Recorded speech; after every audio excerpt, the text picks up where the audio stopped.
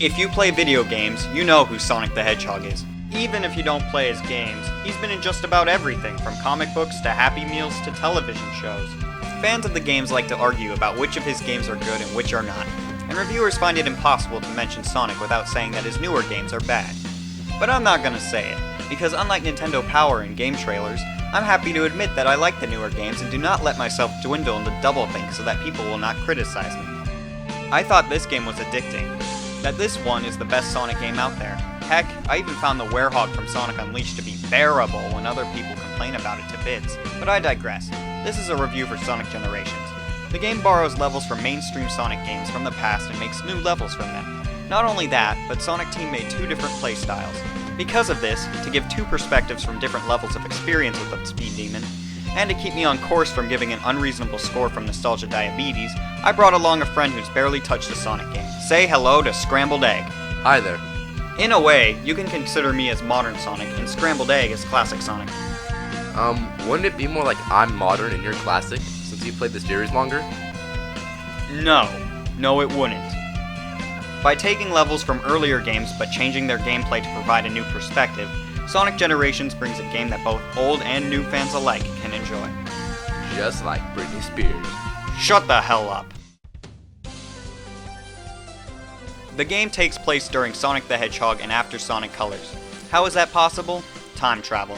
Classic Sonic, complete with light blue hair, short legs, and a round stomach, is running along Green Hill when a monster attacks. But wait, this wasn't in the first Sonic game. For simplicity's sake, we'll assume that this is the first time that the time cycle has occurred, which is why this has never happened before. Fast forward, Sonic now has long legs, dark blue fur, and thanks to a teenage metabolism is much skinnier. He is having a birthday with his friends when the monster, called the Time Eater, not to be confused with Time Devourer from Chrono Cross, attacks. The Time Eater takes each of Sonic's friends to different parts of time and knocks Sonic out. After finding Tails, Sonic asks Tails if the green area with different levels of elevation looks familiar. Tails does not remember. After searching more of the white space, saving more friends, and realizing the areas he storms through makes him curious, he runs into the past version of himself.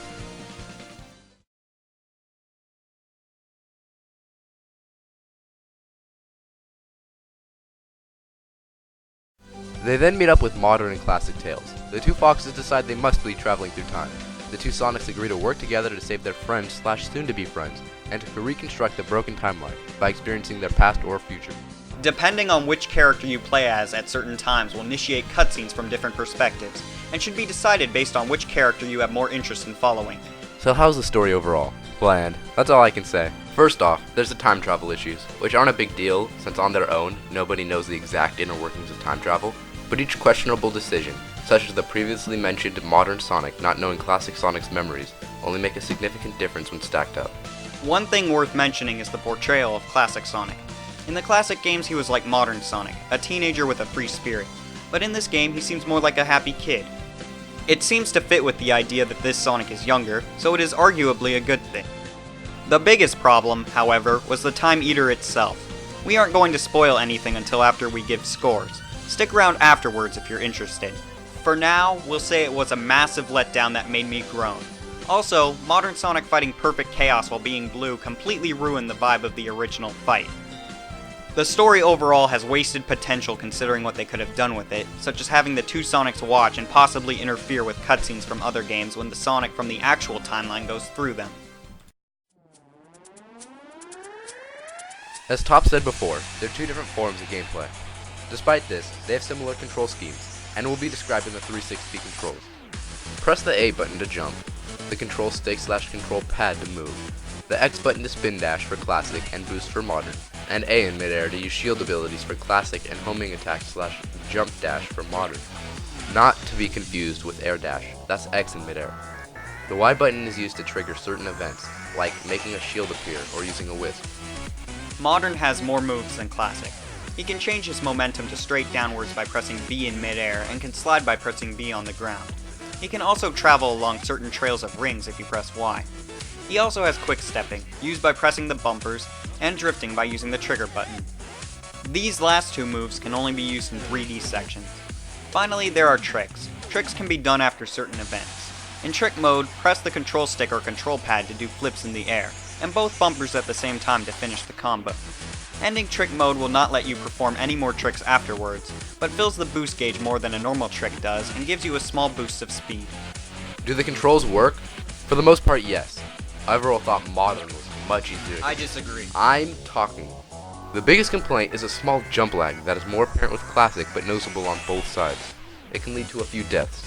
I would say that Classic was simpler to play overall, and as a result, easier to control. He stays rather faithful to the Classic physics, although the ball physics are absent and his jumps are more restrained. The latter is a good thing, as platforming is more precise. In fact, I would overall dare say the controls are better than the game design it was based off of. Modern takes a little time to get used to, but then controls almost perfectly after some practice. It's just like riding a bicycle. I didn't notice a jump lag, but perhaps I subconsciously compensated by pressing the A button earlier. Signpost or goal ring? That is the question. As Classic Sonic, you travel in a 2D environment, similar to the classic games, and try to reach the signpost. Modern takes the gameplay from Sonic Unleashed, which combines 2D and 3D sections. Quick fact. Did you know that the entire game, including classic levels, are made in full 3D, just that some parts are forced into 2D planes? I suppose it's easier than making two completely different game styles on one engine. This allows classic Sonic to not be completely 2D. There are times when the camera will simply shift to accommodate, which is awesome. It's standard Sonic, rings, springs, and evil enemy things. There are 9 levels across 3 eras. The classic era has Green Hill from Sonic 1, Chemical Plant from Sonic 2, and Sky Sanctuary from Sonic & Knuckles. The Dreamcast era, or as I like to call it, the Adventure era, has Speed Highway from Sonic Adventure, City Escape from Sonic Adventure 2, and Seaside Hill / Ocean Palace from Sonic Heroes. Finally, the modern era has Crisis City from Sonic 06, Rooftop Run from Sonic Unleashed, and Planet Wisp from Sonic Colors. Each era also has 1 boss fight and 1 rival fight. Boss battles include the previously mentioned Perfect Chaos from Sonic Adventure, Egg Dragoon from Sonic Unleashed, and the Death Egg Robot from Sonic 4. Isn't the Death Egg Robot from the end of Sonic 2? Oh, right. Gaming made a video mentioning that Sonic had a doppelganger. He was wrong. He actually has 3. Metal Sonic, Shadow, and Silver. You'll be fighting all 3 of these, not to mention racing a classic and modern doppelganger in challenge gates. Challenge gates are short missions you have to complete, and although there are 5 per stage per character, you only have to beat 1 per stage to beat the game. They vary from practicing a technique found in the level, to facing off or receiving help from one of Sonic's friends, to the previously mentioned doppelganger races. There are also 5 red rings to collect in each stage. Collecting these unlocks artwork and music, and if you collect all 5 in one stage, a new ability. The game is ridiculously fun. Levels noticeable for outstanding quality include Modern Green Hill, Modern Chemical Plant, Classic Sky Sanctuary, Classic Speed Highway, Classic City Escape, Modern Seaside Hill, Classic Crisis City, and Modern Rooftop Run. I didn't find Planet Wisp as great as the other stages though. The best rival to fight was Silver. The 2 levels that stand out for me were Classic City Escape and Modern Rooftop Run. My favorite rival battle was Shadow. Before buying this game, I had 3 problems with the ideas. First, I thought motifs in the level design would be too repetitive, but they were actually well done. Speed Highway focused on roads, City Escape on the city, Crisis City on a world in ruins rather than the city itself, and Rooftop Run has more of a town feel. The second problem is that the game is missing levels from Sonic CD, Shadow the Hedgehog, and Sonic 4. There is no reason for these games to be missing levels, but for people who have always wanted Sonic 3 and Knuckles to be one game, here you go. Sega has only made 1 level from them. Modern Sonic was better overall. Yeah, by a little bit. I disagree. I think it was a decent amount more enjoyable.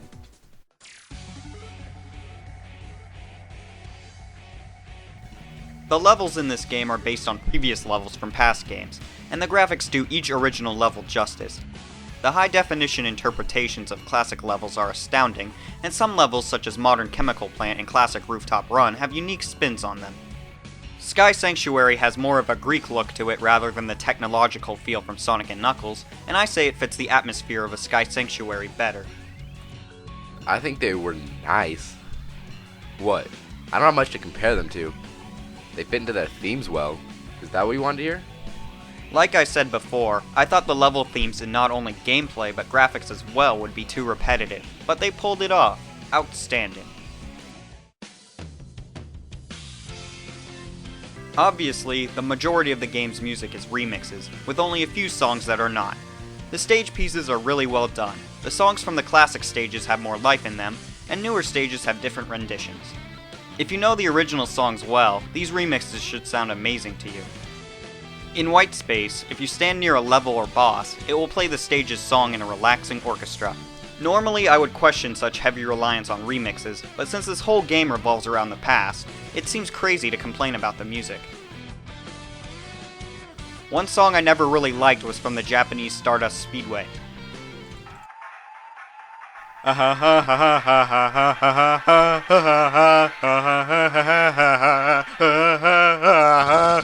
When you unlock new music, not only can you listen to the songs in the collection room, you can set the game to play these songs over the original stage music. I really like the renditions of the music that were electronic, particularly the music played against Shadow and Open Your Heart, which is played when fighting Perfect Chaos. I really wasn't a fan of the happy-go-lucky music, like the shop theme or the music played for classic Sonic and Green Hill. This game needs more rap music. Rap music in a Sonic game? Okay, let's pretend I'm Knuckles.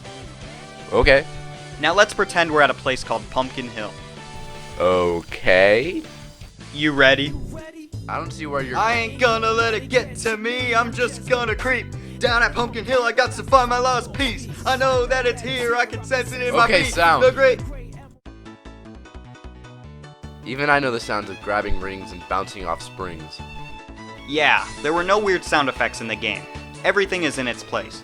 Let us get to voicing, shall we? Sonic is not known for good scripts, so to prevent cheesy dialogue, the developers forced talking to a minimum. I will flatten We'll get to that later, Scrambled. Actually, go ahead and explain. Just don't spoil anything. Sometimes the game will repeat certain lines in boss battles.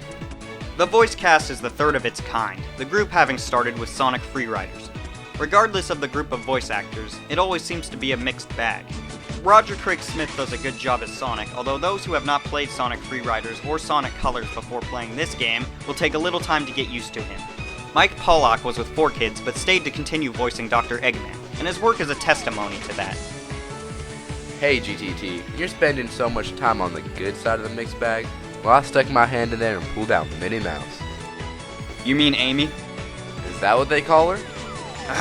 Yes, Scrambled, it is Amy Rose. And yes, she sounds just like Minnie Mouse. My personal complaint is charming. The voice is bad but can't get much better, and the writing is so bad that Sonic reacts to it. The final character to talk about is Classic Sonic, who follows his roots by being mute. That's good, but you know what would have made it even better? If they got Jaleel White to voice him. Time to skate, mate. Or Martin Burke. Look, the relics are sinking right into the ocean. Or Morgan Freeman. Time. We all wish we had more of it. If only there was a way to escape its bonds and travel through time as we please.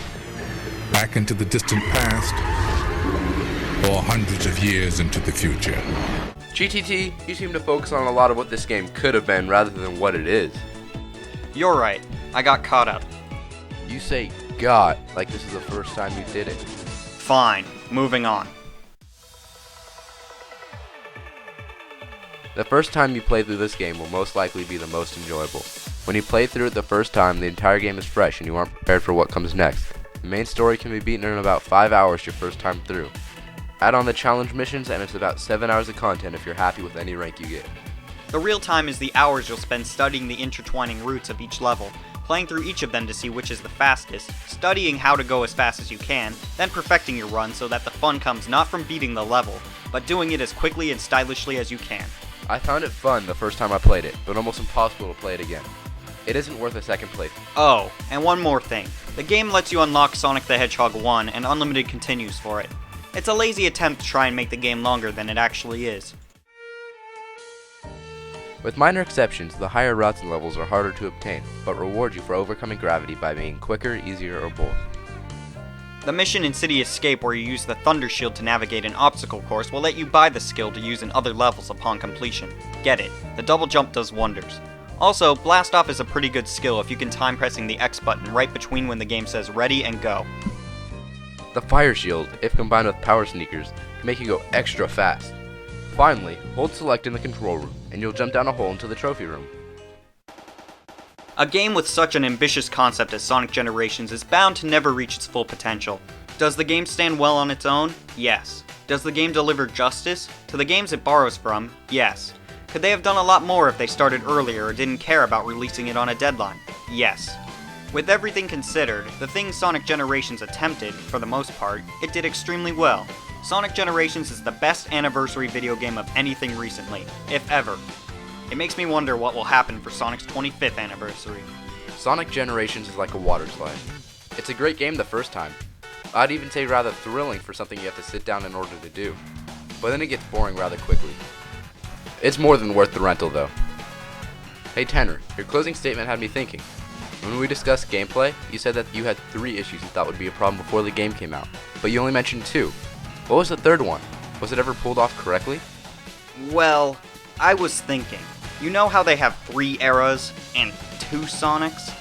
Why not make it 3 eras and 3 Sonics? I don't get it. Of course you wouldn't.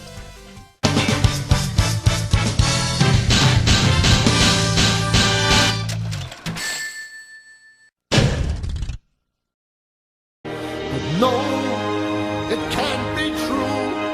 I could fly if I wanted to, like a bird in the sky.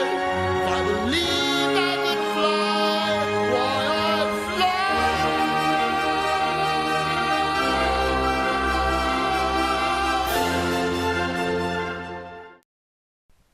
fly. Are all the people who don't want spoilers gone? Good. Okay, so the final boss, the Time Eater, besides White Space, is the only original part of the game, and it sucks. First off, the man behind the Time Eater is Eggman. Seriously? How original. It should have been a Razor Jin or Chip or future Tails wanting the spotlight or something. Anything, really. But hey, classic Eggman is there too. Snooping as usual, I see. What doesn't make sense is how Eggman was taken in Sonic 2 and Sonic Unleashed, yet modern Eggman talks like he's in the present. Where's the Unleashed Eggman the Time Eater pulled from the timeline? When you boost, you fly in an awkward direction and can often miss a lot of rings this way, especially since the rings blend in with the background and you go too fast to change course after you see them. If you boost when the time tunnel wants you to go down, you will travel along the wall and slow down.